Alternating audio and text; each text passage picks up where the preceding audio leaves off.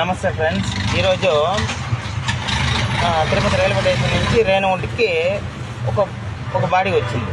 ఒక అతను వచ్చి రేణుగుంట రైల్వే స్టేషన్కి వెళ్ళాలా, మేము ఇద్దరు ఉన్నాం, చిన్నపిల్లలు ఇద్దరు ఉన్నారు, లగేజ్ ఉంది అని చెప్పినారు.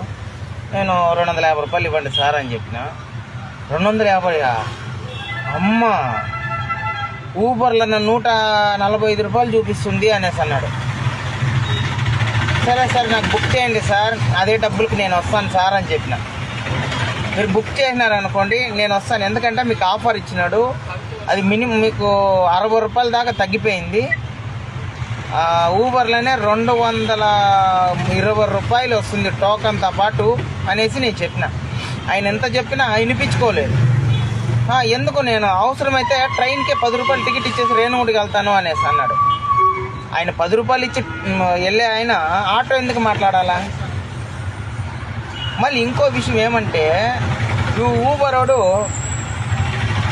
రేట్ అయితే తక్కువ ఇస్తున్నాడు, కానీ దాని పక్కన నీకు ఆఫర్ ఉందిరా లంచ్కి పుట్టిన నా కొడక, ఏమి 50 రూపాయలు పక్కన ఇచ్చినాను అని ఈ లంజాకుడికి ఇస్తే ఊబరోడు వాళ్ళకి ప్యాసింజర్లకి అర్థమవుతుంది. డైరెక్ట్గా రేణుగుంటకి 145, 150 రూపాయలు అని ఇస్తే వాళ్ళకి ఎట్లా అర్థమవుతుందిరా బోసుడికి? ఇచ్చేవాడివి పక్కన ఆఫర్ అనేసి ఒక 50 రూపాయలు తగ్గించినాను, నీకు 200 రూపాయలు వస్తుంది రేణుగుంటకి, నీకు దాంట్లో 60 రూపాయలు నీకు ఆఫర్ ఉందని చెప్పిస్తావురా నా కొడక అని నేను చెప్తాను. ఈ నా కొడుకులు ఈ మాదిరి తయారైపోతున్నారు. వాళ్ళు ఫోన్లో ఇది చూపించి ఇంతే ఉంది దీంట్లో, చూడు చూడు చూడు అని నాకు 10 సార్లు చూపిస్తున్నాడు అతను ప్యాసింజర్.